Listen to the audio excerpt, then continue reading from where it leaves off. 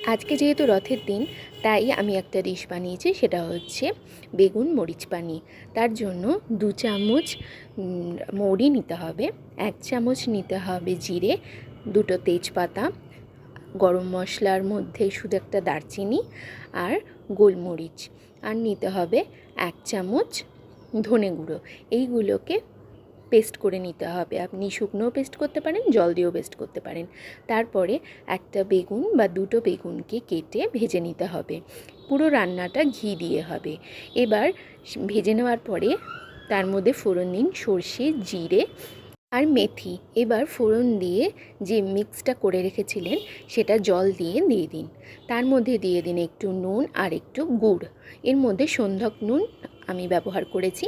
তারপর যখন ফুটে উঠবে তখন বেগুন দিয়ে ভালো করে নাড়িয়ে চাড়িয়ে নামিয়ে নিন।